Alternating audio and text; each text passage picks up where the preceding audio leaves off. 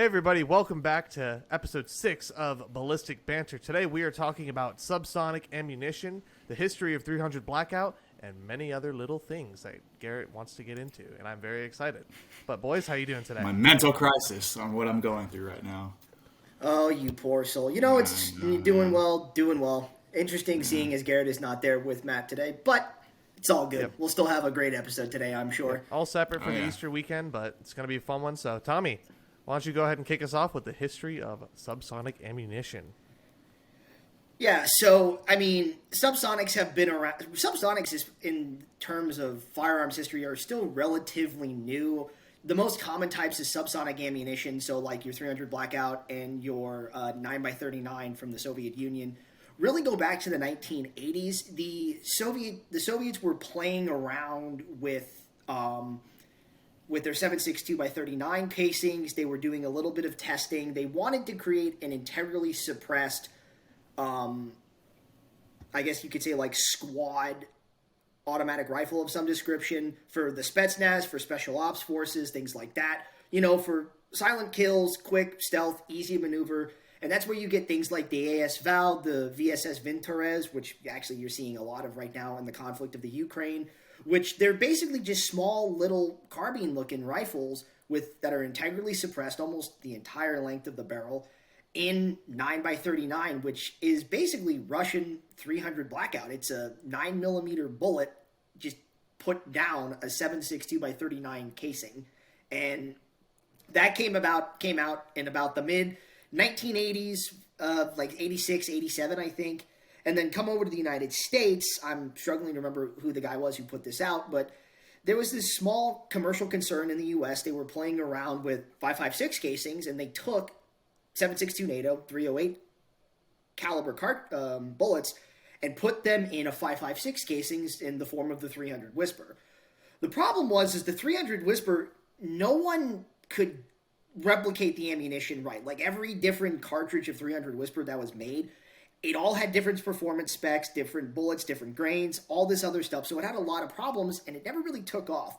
But after seeing the VSS come out and this new 300 Whisper, the Army was very interested. So about the late 1990s to early 2000s, the U.S. military starts doing their own experiments, by which time 300 Blackout, 300 ACC comes into the fold. And that's really where the U.S. military starts really digging in on this concept of a subsonic, very quiet, integrally suppressed type of rifle. Well, not integrally suppressed, but suppressed rifle for use by SEALs, Green Berets, you know, all different types of spec ops forces for, you know, quick, easy, in and out types of special operations missions. And I know, Garrett, this is really where you've been itching to talk about, seeing as your can is finally out of prison. The ATF heard your cries. Ladies and gents, he's a very happy man. So I'll kick it over to you so you can kind of walk us through more of the 300 Blackout itself, and especially some of the problems that you've been having since you got that can attached. Yeah, broke my heart this morning a little bit. Not too much though, but yeah, guys, it's official, man. I got my can. I got the call yesterday morning as I was coming down to Tucson from my gun shop saying, "Hey, my Form 4 got approved. Come get your can, man." It literally, bro, it couldn't have been better timing. Like actually, so on my way down, they called me and said, "Come get it." So I was like, "Say less." Walked in the shop with my dog, went and got it. Immediately threw it on my gun, and oh man, this morning. What a ride it was shooting my 300 Blackout through it. Because man, I've been waiting 10 months for this can to get cleared and finally get this thing on my rifle that I built. And I mean, the can's great, dude. Whisper quiet, right? That 300 Whisper, 300 Blackout, whatever you want to call it, dude. Dead quiet, especially using those subsonic rounds. I think this morning I used 208 grains and 220 grains, so. Definitely subsonic, going about, 1050 FPS. So they're not even close. Well, I mean, they're somewhat close to breaking that sound barrier, but they're not. But I mean, we can get into some of the problems with subsonic rounds if we want to start that right now, or does that sound good? Do we want to get into that and kind of how that whole system works? Yeah, absolutely. I think it'd be a good place to start, seeing as it's like it's the still one fresh side of it. On my mind. Yeah. Well, it's the one side of it that a lot of people kind of don't seem to fully understand just how complicated these systems actually can be, Yeah. especially whether it's like I said, the VSS or now even your 10-3, right? 10-3, yeah, with a pistol length 10-3, gas you're- system. The one that I built, it's actually right here. The gun that I built is actually, I made it kind of a complicated system. I really did. So I have a 10-3 300 blackout barrel with a dead air chemo flash hider and a superlative arms adjustable gas block. That's a bleed off system, right? So I can vent that extra gas out if I really wanted to. If I'm shooting high power rounds, I don't want as much gas blowback, as much kick. But, in all honesty, I might have created a complicated system on myself. It'll work once I tune it. But some of the stuff that I was running into this morning was lack of cycling, for one, if I didn't have enough gas, if I had it on like too much of a bleed off system, or it wouldn't pick up the next round, right? That bolt's going back or it's not locking back because of that lack of gas, right? And that's kind of due to that subsonic ammo on the 300 blackout. There's just not enough pressure to push it back.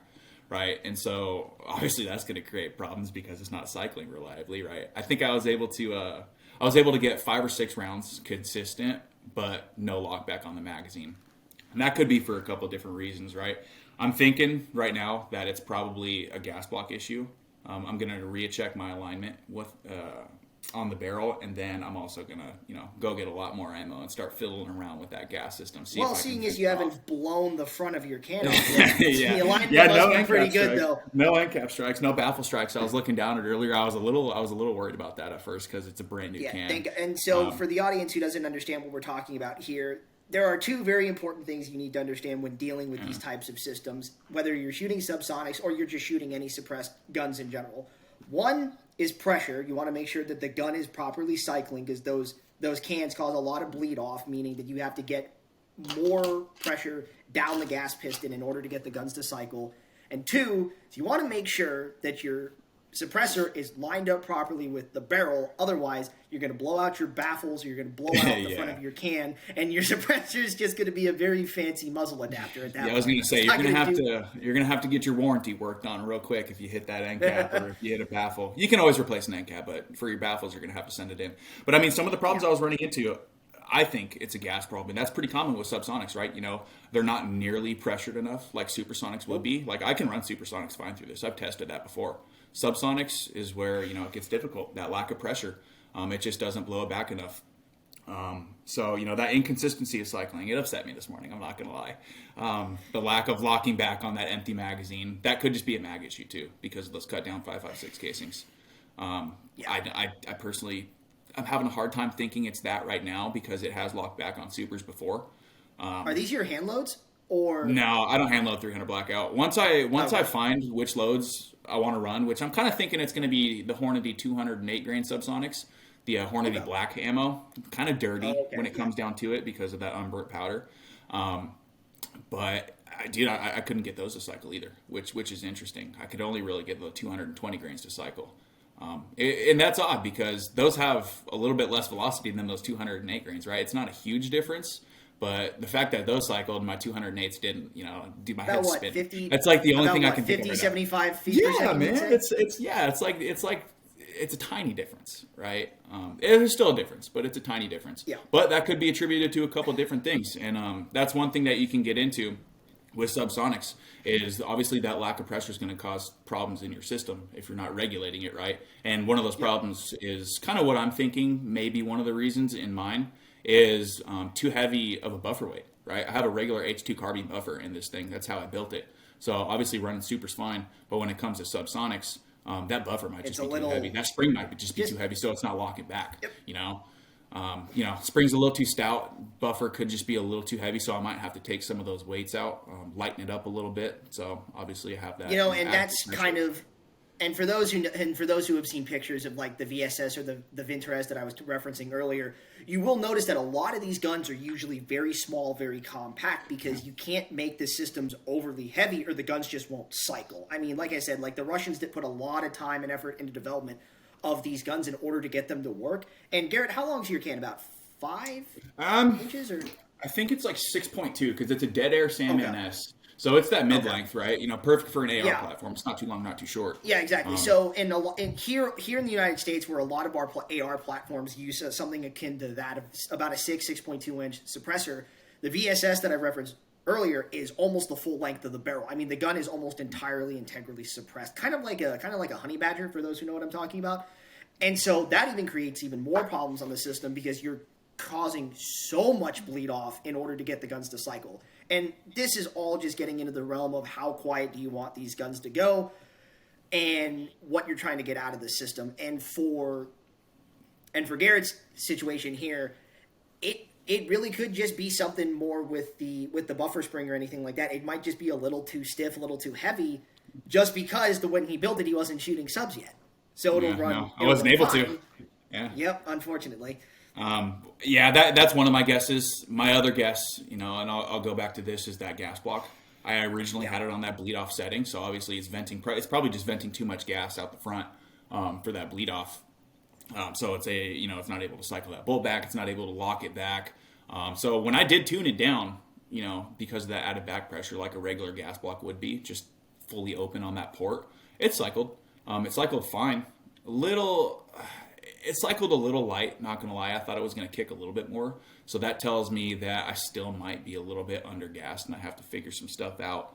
But man, damn it, it's a science. When I built it, I was like, dude, I have this thing on lock. Guaranteed this thing's going to work when I throw the suppressor on because the added back pressure.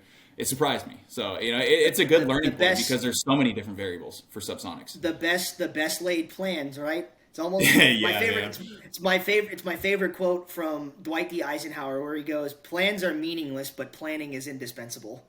Yeah, you never and know. Go ahead. I was going to say, you just never know what's going to happen once you actually put what you prepared for into effect. Unfortunately. Yeah, I mean, you're not going to know until you test it, and shit, man, I learned this morning. I'll tell you that.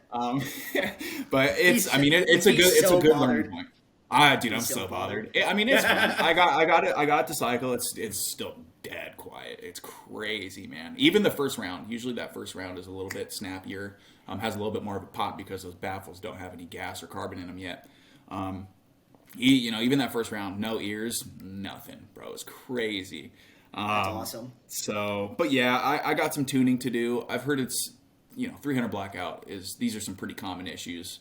When people build their own, whether or not they're under-gassing them, whether or not they're over-gassing them, just common problems like that. And for subsonics, that's a problem in general, is that under-gassing, right? Having that reliable cycling, picking up the next round, locking back, that's always going to be a factor whether you're suppressed or unsuppressed. Most of the time when you're unsuppressed, you're probably not going to use subsonics anyways because it won't cycle. You really shouldn't. I mean, it's just a waste of the system at that point. It's kind of like. And speaking of different subsonics, can we just shift over to the 8.6 just briefly? Yeah. Oh God, that new, because I keep seeing, because I've yet to see an AR platform in that cartridge yet. Everything I've seen, they're all single shots, they're all bolt actions, what have you. And correct me if I'm wrong, the 8.6 is basically an 8mm in 308. What it is it's a 338 projectile inside of a cut down 308 casing. So you can think of it as like a 300 blackout, right? So a 300 blackout's that 30 cal bullet inside that cut down 5.56 casing. This one's just on steroids, man. I was gonna say it's just insane. Bigger. Well, we should flash a picture of it because the difference between a 300 blackout and the 8.6 is, oh, dude, I would not want to be hit by that. I mean, I wouldn't want to be hit by either of them. Would be hit by anything. Yeah, man, that 8.6 is wild. Matt, we actually saw one at that one gun show, remember? Yep, we did. They had a custom build for the 8.6 because they were loading their own ammo. I forgot what the company's called. They're out here in Phoenix. But they're one of the first people who are actually loading their own cartridges for 8.6 and actually building the rifles out for them. But I know Q is kind of the founder of that 8.6. It's amazing how quickly that cartridge took off, though. I mean, every gun YouTuber that I can think of, really save. I don't know if Brandon Herrera's done one yet, but everybody else I've seen, Demo and Garantham, Ian from Forgotten Weapons has shot it. They've just been absolutely messing around with these systems just to see what it can do, because it's ridiculous what that 8.6 is going to be able to do once you can get it working reliably in like an AR or a self-loading platform. Oh God, the market is going to go crazy. Well, dude, it's crazy because Demo had I forgot his name, but the owner of Q, right? Yeah. That guy's a beast. Has my dream life in general, right? Creates the most badass ARs you can get your hands on, suppressors. You know, basically created the 8.6. One of the creators of the 300 Blackout too. Dude, he had him at the ranch. He's shooting the new, the new Q fix, the mini fix with the 8.6 and the new 8.6 suppressor before it's even released, man. And that thing's dead quiet, bro. A 338 projectile that's that quiet is terrifying. That's the word I'm looking for. It's terrifying. Because you can clap your hands louder than that 8.6 travels. Yeah, I know. It's absolutely ridiculous how it's amazing how far the technology has come, right? Because I hate when I'm going to quickly make this distinction because this is just me being the gun history nut that I am. There's no such thing as a silencer. Yet we might get there, but no gun has ever been silenced. You have suppressors which reduce the sound. The closest we came was, for anybody who's played Sniper Elite, the World War II well rod, which I think was in 9mm. It might have been. Okay, I couldn't know if it was 9 or 380, and that was basically just an integrally suppressed handgun for all intents and purposes. And since then, suppressors have come a significantly long way, and they've only become practical, at least from this perspective, with the development of a lot of these new subsonic rounds. Although you can get some pretty interesting performances from other types of ammunition, like 7.62x39. If you run a heavy enough load in it, it can get it gets really good results going subsonic. Surprisingly, I mean 9x39 is probably better. But you load, I think it's like a 220 actually. It might be another 220. It's a 30 cal projectile, so those weights are going to be pretty universal. I mean, it just depends, 7.62x39 is fantastic to suppress, and not many people know that. You got to kind of seek out those subsonic rounds, but shit, man, you throw a Dead Air Wolfman on there or something like that. Yep. Dude, that AK is going to be dead quiet, and that's not a lot of people know about And especially if you do it on a good AK platform, so you go to a 107 series or an Arsenal series from Bulgaria, you can really, because those aren't as they're not as clunky sounding as some of the early production AKs or some of the older style AKs that you would see in a 47 or an AKM series. But it's amazing how quiet you can go. Also, another surprising one that blows my mind. Why is 4570 fantastic? It bothers me so much because this is a gun that we were using in the Indian Wars from our Trapdoor Springfield rifles, and is just 4570 government is huge. If you've ever shot one, it's a stout cartridge even nowadays for how old it is. But the idea that you can get it running in subsonic, Garrett, could you imagine a 458 SOCOM subsonic gun? You can run those subsonic. 450, dude. 458 is one of the common subsonic rounds. I mean, a lot of them are supersonic. Dude, 350 Legend. Bro, yep. You know how hard that's going to hit you when it's subsonic, too? I know that's another really common one. Dude, suppressing all those big bore rounds is crazy. But a 4570, I mean, come on, man. I think I told you guys this story. I shot a 4570 when I was younger one time. Right? I was at He was not told what it was. I was not told what it was. I was at an outdoor shooting event. This guy had just a badass looking repeater, right? And this is before I was just a psychopath about weapons in general. So I knew what I was doing and whatnot. I knew what I was looking at, but I didn't see this guy load it. So I didn't know he was putting a 4570 in there. I thought it was gonna be a 30-30 or something, right? Dude, put this thing up to my eye. I got a big old scope ring on my eye after that, man. It popped me square in the face because of how heavy that thing is. I mean, dude, that thing's made to take down a buffalo, right? Yeah, pretty much. The fact that you can suppress something that takes down a buffalo just it blows my mind. It's crazy. It's crazy.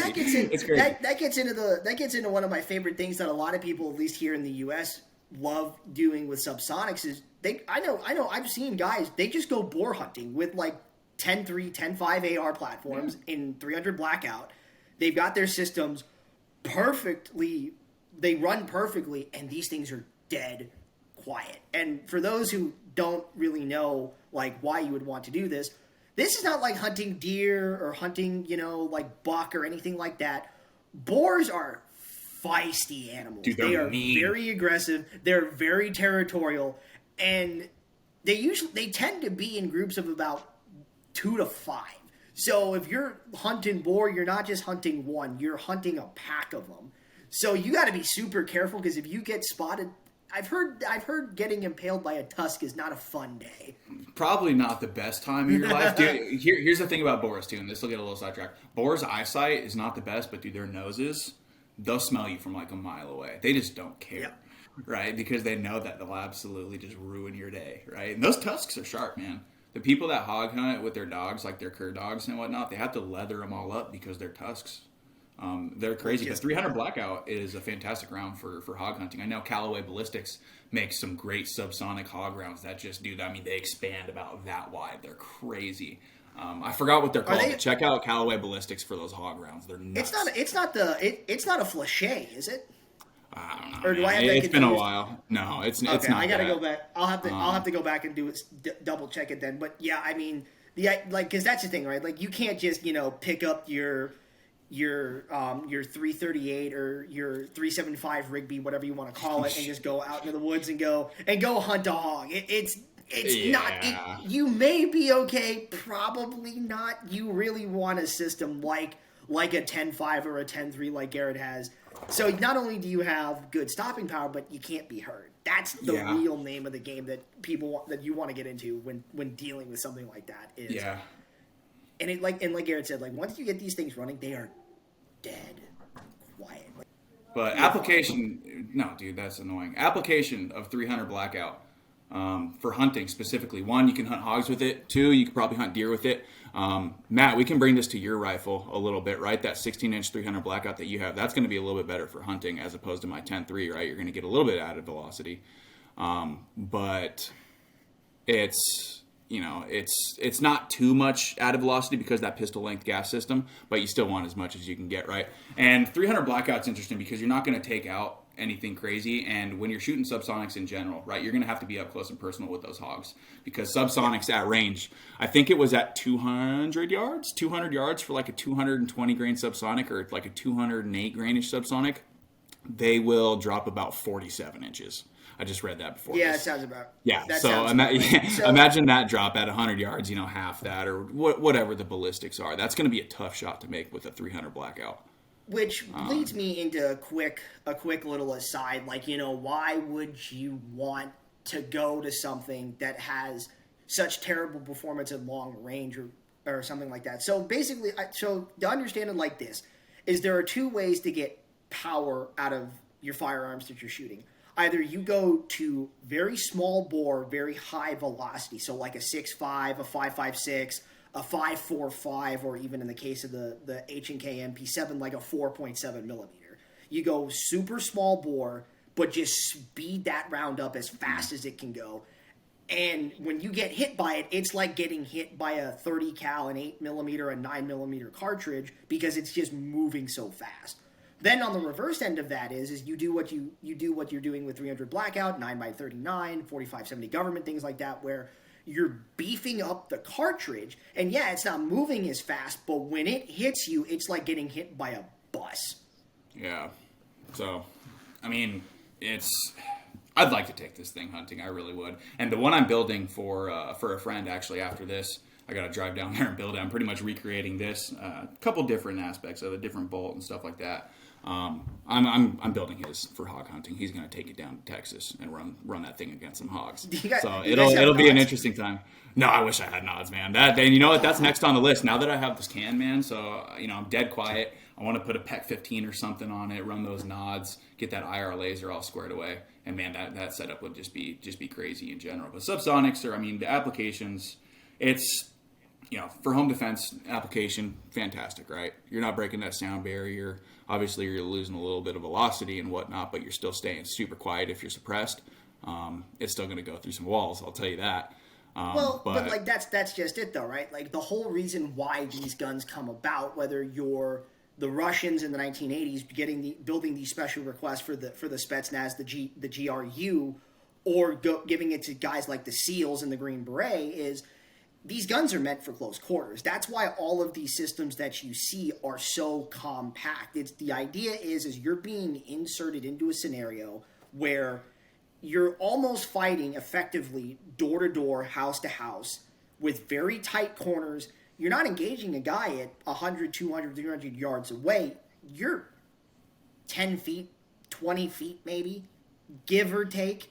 And so that muzzle velocity really doesn't matter. You're just trying to be as stealthy and as quiet as possible. That's really why subsonics have become so prevalent for a lot of special forces use specifically. It's because the nature of the missions have changed, and now it's not about firepower, it's about precision.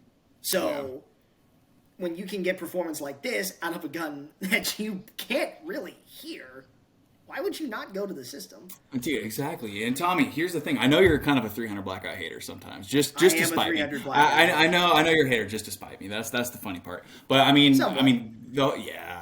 the whole purpose that I built this one for is obviously home defense and whatnot. But I really just wanted to see how quiet I could get a rifle caliber. So it's working so far. I got to tune those kinks out. But I would really like to put some supersonics in this. One, to tell the difference between the sound while it's suppressed. Obviously, you're going to get that crack. And two, precision-wise, when I'm throwing it out to 100 yards or something like that, I want to see what those supers do as opposed to those subs, right? That drop on the subs, dude. When I was cycling them earlier, noticeable, right? Very noticeable drop. And speaking of Matt, what do you got there on the table? What sub ammo is that you've got? So this is Hornady subsonic ammunition. I think it's 190 grain. Yeah. Ooh, and that's interesting because that's on the lower end of subsonic. Yeah, this is 190 grain from it's called Sub X from Hornady, and yeah, it's 300 blackout. I also I had a bunch of things because I was like, oh, let me see what I can show during the show. I have the Supersonic for comparison, which is just from Ammo. It's like Ammo Inc. or whatever. It's like Ammo Depot or something. Yeah, nice. Just a little Ammo Inc. This is what you'd normally be firing through a 300 blackout, platform, and this is the difference. I think Garrett wanted to buy these off of me last week. What, the supers or subs? The subs. Oh no, the subs. Yeah, your polymer tipped ones. Last week, it's totally like we didn't try to record this episode already, and there was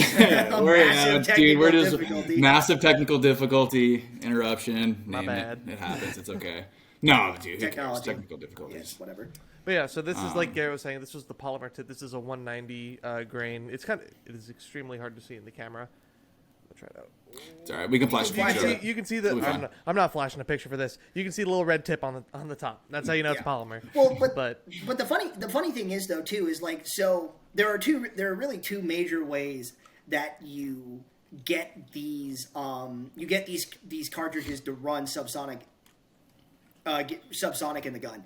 And you either go lighter grain in terms of the bullet weight and just reduce the powder to slow it down, or you keep the powder pressure a little more consistent with a normal load, but you just up the weight of the bullet. So, like Garrett was saying, you said what, 208 and 220 you were trying? Yeah, those are the two that I ran today. And those are probably the more common. You can get away with a 190 like Matt has. It's just not as prevalent because people have found it's just easier to keep the powder amount the same and just up the bullet weight, and that gives you probably a more consistent performance of the gun rather than going with the lighter load. Also, my 16-inch barrel will not cycle the subs well at all. I don't think at all, right? Dude, an 8-inch 300 blackout barrel is probably not going to cycle subs unless you specifically drill out your gas port. Yeah, who's going to want to do that? Yeah, so these are kind of useless to me anyway. But that's take it to a gunsmith. Yeah. Take it to I'll buy them off you, Matt. I'll buy them off you when I dial this thing in. I'm taking my 300 blackout to a gun person today, so we'll see. Matt, here's what we should do, man. Once I dial this thing in, are you going through with it? I might. I'm just gonna. He's gonna do it. I'm gonna go look around. Just don't. Just we talked about this last night. Don't do what I think you. Oh no. I think you're going to do. No. Okay, just want to be sure. I'm gonna see if I can convince Matt to get a Subsonic 5.56. Just completely off the hinge. You can't. There's no way. It wouldn't work. It wouldn't work. And that's a good point. He's gonna come back with a Draco. Let's be real. That's right. Matt, I'll never talk to you again. I like that. Is I like the AK and Russian stuff, but I am no, I'm not gonna dude, Dracos are stupid, bro. Dracos are no. I don't like Dracos. But that's a good point. You know, something like a surprise, here it is. Something like that, you know. Atlantic Firearms. Oh my god, dude. You've seen those, something right? like that though. like a 5.56. Bring it back to that, right? That round's zipping what 2,600 feet per second, 2,800 feet, right? Depending on if it's green tip, if it's green tip, it's almost 3,000. M855s, yeah. Yep. But something like that, that small diameter bullet that's zipping like that is completely that. There's no subsonic application for that. In all honesty, it probably wouldn't even work unless you really bubbaed your gas port and did something to it. I couldn't really tell you what you would have to do to get that thing to cycle. But something like that, that's zipping that fast, it's just not going to work. You really need those heavier grain bullets, like a 300 Blackout or some sort of 30 cal, to actually cycle that gun. And I was also wondering this as well, because Garrett, I don't know about you, but I followed the U.S. Army trials pretty in depth when leading to the SIG Spear. I'm wondering, do you think you could get subsonic performance out of the 6.8 round or the 6.8? Dude, I don't know, man. In all honesty, I haven't read enough on 6.8, so that'd be a really interesting one. I have a hard time believing that a 6.8 could go subsonic because that thing's zipping. I do as well. And because in the audience, here's the other thing too. So the U.S. military, their new SIG Spear that was just adopted, they adopted a specially made bullet case where it's like a steel-plated floor with a brass shoulders and black brass length. This 6.8 round is moving at a minimum, and this is only out of the military grade ammo, of like 3,200 feet per second or something like that. You're not getting subsonic out of that, bro. It's no way. Because there are plenty of SIG Spears out in the market right now that are even in this new 6.8 caliber, but none of the commercial loads are even remotely approaching that 3250, whatever it is. So I don't know. I'd be very interested to see if you could really up that bullet grain to go subsonic. Garrett, I'm kind of in your camp where I doubt you could, but I'd be very, very curious to try. I mean, I'm not saying it's impossible, but I'm also not saying it's possible. So I truly have no idea how you'd pull that off, bro. I mean, you're zipping at 3,200 feet per second? No way, man. No way you're getting below 1050. And reliably cycling whatever system it's on. There's just no way. It's too heavy. That SIG Spear, that whole system is way too stiff to run. Great system. Great system. My uncle just got a SIG Spear LT in 5.56, and that thing's wicked. They're very nice looking. They're very nice looking guns. Yeah. But, I mean, for subsonics in general, I would say the most important part, obviously, bringing it back to that, is the grainage of the bullet, Yeah. From 190 is pretty much the lowest grainage that you'll get for a subsonic, and 220 is pretty much the highest, at least for a 300 Blackout it is, right? 6.8, or not 6.8, sorry, 8.6. 8.6. Flip that number around, I don't know why they did that, is going to differ because it's a 338 projectile. But, the grainage of the bullet is going to make a huge difference. Your gas system, whether it's adjustable or not, is going to make a huge difference. I know a lot of 300 Blackouts that run subs aren't using adjustable gas blocks, so hopefully I didn't screw myself on that one. And hopefully I don't have to change that out. I think you'll be okay. It really, because again, like when it comes to a system like this, they're very, very finicky systems in that sense. But it's fine because even though you don't have a lot of margin for error, once you get it tuned, the gun will run beautifully. It's just a matter of finding that sweet spot. Yeah, and that's one thing that I need to do is I just got to go buy a bunch of ammo, and hopefully it's just my gas system that I just need to get a little finicky with and kind of tune it up for whatever rounds I'm shooting, keep it consistent at that. So I'm really hoping it's that, and I just didn't have enough ammo on hand to do that. But yeah, man, you're right. It's so tricky. I'm just upset, man. Hey, but damn it, look how good it looks, man. Look how good it looks. I can't. So. What were you gonna say? I want you to update the red dot. I don't like it. I don't like those overly. I'm gonna get Neotech. You don't like the closed emitters? Not real. Not just the design. They look weird to me. I don't like that Cyclops looking one eye. I'm a very aesthetic person when it comes to. It looks like a Cyclops eye, man. What do you want me to say? I'm a firm believer in that whatever you have should look good while you're doing it. So. I hate when people just throw things on their guns that have no business being there. Yeah, I mean it's a good red dot. like It's just it's a regular SIG red dot, just so Yeah. I can have a sight on it until I get my EOTech. I'm gonna get the EXPS3, probably with a riser, so I can have the lower 1/3 co-witness if I really want to, so I can stay a little higher on that.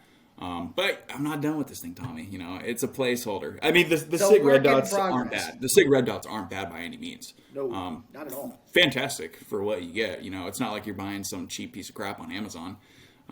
You know, yeah, we could get into a rabbit hole about that and, you know, cheap builds and whatnot. But Very much yeah, speaking from experience here. EOTech's But then going again, on we try to there. A cloud defensive Rain 3.0 weapon mounted lights going on there eventually when I want to spend $400 on a high lumen light. But yeah, so. At it's that point, tricky. would it complete the build though, the EOTech and the Yeah, light? Because yeah, I know you've that- already that'll got complete the. Okay, because I know you've already got the. I find it interesting that you didn't go for either like a stub grip or just a full foregrip. You went for the. I like these. I like these AFGs, man. The way I hold it too. I'm gonna get off camera a little bit. The way I hold it is I kind of C-clamp it a little bit. This is clear, by the Yeah. way. I C-clamp it, which is fairly so common. It just which fits is my fairly hand. common. Yeah. Yeah. So I much prefer the straight wall foregrips. That's what we've got on our Bushmaster. I like Yeah. it, but then again, that one's a 22 inch 223. yeah. See, technically, I can't have a vertical grip unless I SBR it, which is probably going to be happening pretty soon. Thank you, ATF. Tommy, do you know the model of your Bushmaster? Off the top of my head, I think it's an XM series because I know Yeah. XM15. I think it is because I Well, know we put an mine's- XM15 bolt in it as well. Mine's the XM15 Orc 300 black, so that's The orc. the Orc. And again, Does it look good? our big problem. No. No, mine looks sick because ours looks sick because it's a bronze receiver with black furniture. Oh, okay. So the thing looks clean. That's cool. It's Yeah. just Little it's just burnt a little bronze, I like that. it's just a little problematic though because it's only rated for 223. And I remember my dad was looking at 5.56. I'm like, no, please no. Don't do that. Also, don't put a like- 300 blackout in your 5.56. Same magazines. Oh, the only yes. difference. All right. That's one thing that we need to talk about too. Is the difference between I 300 totally black and forgot to 5.56. reference You that. both sat up Because at the it's the same same time casing. to talk about it. it's the same casing, right? It's just cut down, Yep. right? So you're using a 5.56 BCG. The whole gun's the same except for that barrel, right? I've And seen so the many scary- examples of people putting a 300 blackout in their 5.56 and it just blows their gun to shreds because that 30 cal projectile. Yep, and I does don't. not And fit so, in your audience, barrel. it does not matter. It does not matter what system you use in order to differentiate your mags, whether you've only got it one or the other and your friends got vice versa. Keep the mags separate. Don't interchange them because a 300 blackout will not only magazine will not only fit into an AR in 5.56, it will chamber and it will go into battery, meaning the gun is locked and ready to shoot. You'll get a bigger pull boom than that you're trigger. expecting. You may have to stick a thumb in it, ladies and gentlemen, if you're not careful. Now, if Kentucky you do Lowesters. 5.56 and 300 blackout, you might squib it a little bit, but you'll be okay. That's not bad. It's only when it's that 300 blackout in a 5.56 board. It's I so still wouldn't recommend a 5.56 inside a 300 blackout, but that's just my opinion. just don't do either. And that's one thing that I do is I specifically mark my magazines with a .300. Yep. Right. This gun's FDE. I bought FDE magazines with it, so I'm not mixing my regular black P mags with my FDE ones just in case, right? Nope. I do. Very I'm not smart. taking that risk. I keep them in separate bags. I keep the ammo separate. It's not happening. Not today. Whatever- Satan. It's not happening. whatever you have to do. Actually, it reminds me of a very very funny story from post World War I France. I'm sure I've told you guys this one before, but so back after World War I, France had kicked Germany's teeth in so soundly that they took a lot of loot from the German army following the war. So they had Mausers and Maxims and all this 8mm Mauser floating in service, and they put them out to the colonies and they put them out to the places where they had troops in service, but they didn't want to send some of the new frontline guns there yet. Well, France had just adopted a new 7.5 millimeter, 7.5 by 57 millimeter round for their new bolt actions, their new machine guns, and their new semi-autos that they were trying to develop. Well, the problem is 7.5 by 57 looks almost identical to 8mm Mauser. The problem is the bore diameters are about 0.1, 0.15 difference. And so the French government, the French Ordnance Board kept getting all these reports of their guns blowing up. Well, why were their guns blowing up? Well, it's because the French soldiers were taking 8mm Mauser stocks and loading them into all of the new 7.5 guns. So France had to go back, and that's where you get 7.5 by 54, is they just shrunk the casing, so now 8mm Mauser would never again chamber into any of the 7.5 French guns. And it basically was the French version of 300 blackout problems that now you have here in the States. I don't want to say all the time, but it does happen if you're not paying attention. It's a very scary thing to see. I've never personally seen it happen. I've seen one or two videos. Garrett, didn't you say you've once seen? Yeah, and this broke my heart. God damn it, every time I think about it, man, it makes me sad because it was such a nice rifle. I mean, I'm sure you guys are familiar with Geisley, right? The rails I have on my gun are Geisley, right? The Geisley Mark IV. Fantastic products. Rails, even the rifles that they make, the Super Duty rifles, crisp, man. Awesome rifles, very expensive. So that's, that one broke my heart. My buddy actually got some, he didn't put a 300 blackout round in it. They were Bubba's reloads. That someone lied to him. They told him that they were factory loaded. They weren't. He accidentally double loaded a round and chambered it, shot it, and then his Geisley Super Duty rifle, which is a couple $1,000s, blew up in his face. He was okay, but literally the pressure was so high that it split his entire bolt carrier. The extractor was he almost got slapped like Scott did. Dude, he almost died. The extractor was nowhere to be found. The entire side panel of his gun right here, the upper, completely folded back, almost hit him in the face. Magazine completely blew up. The entire gun literally exploded. It was insane. Yeah, broke my heart because that is a very, very nice rifle.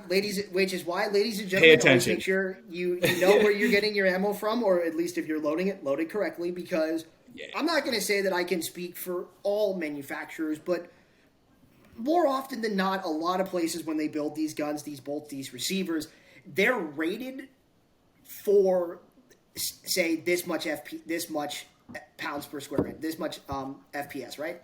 But they have a maximum limit that they can take, just in case they get a spicy round or you're shooting hotter ammunition, what have you. It's a fail-safe mechanism. But just because the action can technically support it doesn't mean you should test it either.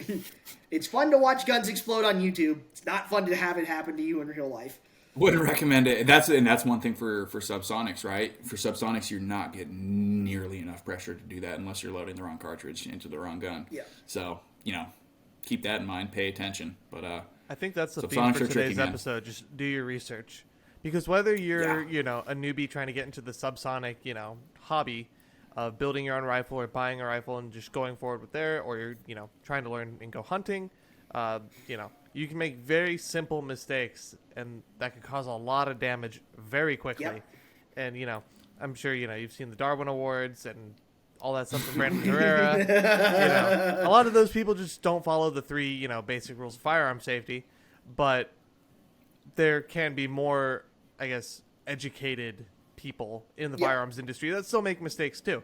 So, being safe should be your number one priority when, handling any of these, cartridges. Well, because at the end of the day, what we are talking about is a tool that can be very dangerous either in the wrong hands or in the inexperienced hands, right? I know, Garrett, you were telling us for days on end before we even started the show and even some of our pre-production stuff that like all of the research and all of the reading you've done trying to get this rifle built.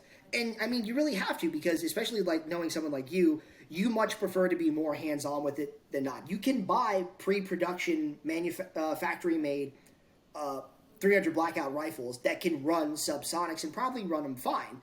Garrett took the extra step himself and wanted to be a little more hands-on in the process, which is good. But Garrett, you spent, I only imagine, hours on end reading and watching videos and studying, trying to make sure you knew what you were getting into. And I do the same thing with any gun that I'm looking at getting. I try to make sure I have a really good idea of what I'm handling before I get it. That way, when I do have it, I can service it, I can keep it, I can maintenance it, I can do whatever I need to do if there's anything that I have to make. And I'm not claiming to be a gunsmith or anything, but like if it's something minor, getting a new spring installed or a new piece installed, like I know how to do it, right? Like, but again, if you don't know, take it to someone who does. There's no harm in going to seek wiser, more knowledgeable counsel, especially when dealing with something like this, because subsonics, while cool and fun, can cause a lot of problems if you're not careful. Yeah, they're complicated.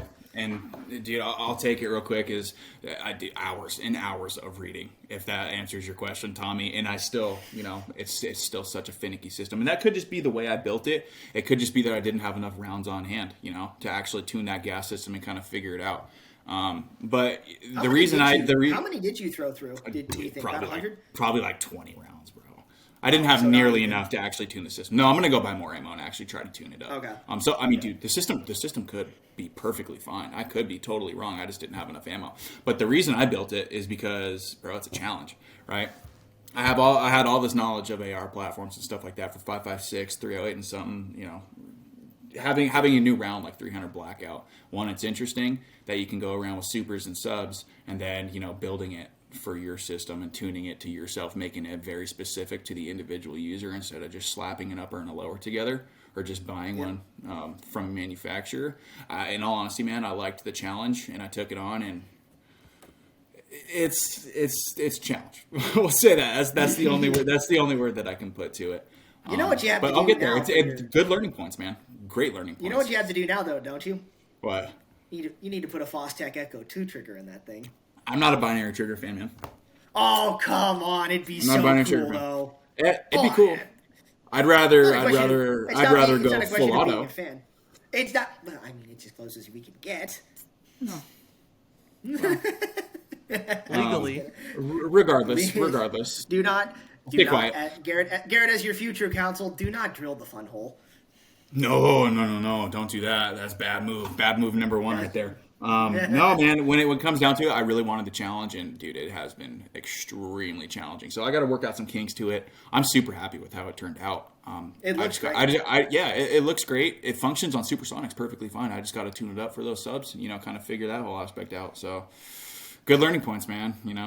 It taught me a lot. That's a really good thing to take away as well from this video. If you have questions about, your own builds and you want maybe a second opinion, just shoot it in the comments and we'll take a look and we'll see what we can answer. We're not pros by any I'll see if I can relate it to mine. Yeah. Hobbyists Garrett will definitely be more than happy to answer all of your questions. Yeah. If it's a 5.56, I got you guys. 300 Blackout. I'm very confident with my information. Now I just got to tune my own system to it. So final thoughts, Garrett. So what would you say about, the 300 Blackout as a caliber or any of your subsonics, honestly, and just kind of roll with it, your final thoughts? 300 Blackout as a caliber is fantastic if you want to go really quiet for home defense. If you are going to do it and you're not too familiar with the system, maybe take a different route and buy a factory-made one. That's going to work flawlessly right out the gate instead of building. Obviously, if you're not familiar with building the platforms, like I have been in the past, buy one, right? But if you want a challenge, go for it. Just do a lot of research, hours and hours worth of research on hand, and you're going to find a lot of conflicting information from a lot of different Reddit, subreddits, a lot of different blog posts, ar15.com, 300blacktalk.com, whatever it is. You're going to find a whole bunch of conflicting information that you're going to have to try to sort out, and that's why it's so tricky. So if you have any questions, hit me up. I'll see if I can get you some good resources and whatnot that I found to be reliable and whatnot. So, yep, Tommy, final thoughts. All right. I saw you get triggered, by the way, when he said the 300 Blackout or whatever. All right, quick soapbox, ladies and gentlemen of the comment section. Not a fan of 300 Blackout. I love to make fun of it till I'm blue in the face. Why? Because I don't like cartridges that go in between things. To me, I look at 300 Blackout as the 10 millimeter of rifle rounds. It's like I don't know anymore, so let's just do this. Why? There are already better subsonic rounds out there anyway. You did, but in all seriousness, it's for what their guns are designed to do. They're fantastic. Spec Ops loves them. Hunters love them. They're fun. They're fun to shoot from what I've seen. I really would love to give Garrett a try once he gets it tuned. I don't know if I would ever personally own one. I'm not the when it comes to things like this, I don't like shorter rifles. I much prefer a little bit bigger and longer systems. I much prefer something like a DMR. I've always loved, SCARs, FALs, M14s, things like that. That's my bread and butter. But again, the systems are great. The systems work really well once you get them fine-tuned. And they're very effective for what they're meant to do. I mean, subsonics have only been around 40, 50 years, if that.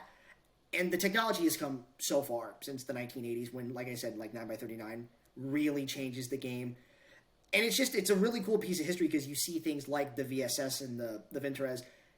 They're really cool looking guns. And they're still being used right now. Both Azov Battalion, Wagner Group in Ukraine, people like that, like they're being used effectively in a conflict that almost one would say they shouldn't be in, but they're still there. So, and to Garrett's point again, guys, research is the most important thing. If you don't know, the internet is out there. You have so much information available at the tips of your fingers. There's no harm in doing a little bit of reading before making a decision. Yeah, Matt, what about you? Absolutely. No, I would just reemphasize the research thing. We have access to the most amount of information that we've ever been privy to previously. So if this is a hobby that you want to get into, then honestly go for it. Follow Garrett's advice, go buy yourself a rifle, and just start there, start easy, and then just go with the flow. It's not a rush. You have a long time to be getting into the nitty gritty. So just enjoy the simple things while you're doing it. But if you do start with the 5.56. Yeah, there you go. Yeah. If you get a suppressor or if you get like a can or anything like that, just be prepared for a wait too. So as we have found out through Garrett, 10 months almost to the day. Yeah. 10 months. But with that being said, boys. What's the silencer? What is it called? The silencer shop that you said? Yeah, Silencer Shop will do it all for you. E-forms. There's little kiosks and stuff at most of your gun shops. You can do your fingerprints through there. You can do your picture through there. You sign your forms and whatnot. And the ATF E-forms account will do it all for you. So I didn't actually do any physical paperwork. It was all through that portal. I got notified and then went to the gun shop that kiosk is at and picked up my can after 10 months. And that's super so something convenient. like that. If you wanted to know how to do it, that's the system that I might use. I've got something I might end up wanting here pretty soon, and we might have an episode coming up. We'll see, guys. We'll see. 10 months later, just this will only be 4 months. 4 months. I know. 4 months don't take a long time. Yeah, but boys, You could probably get your Form 1 back in a couple weeks. Yeah, especially for what I'm Form 1. Oh yeah, boys, that was a great episode though. So, good job on the coverage for the 300 blackout. So, that being said, we will see you guys next week. Bye-bye. Till next time.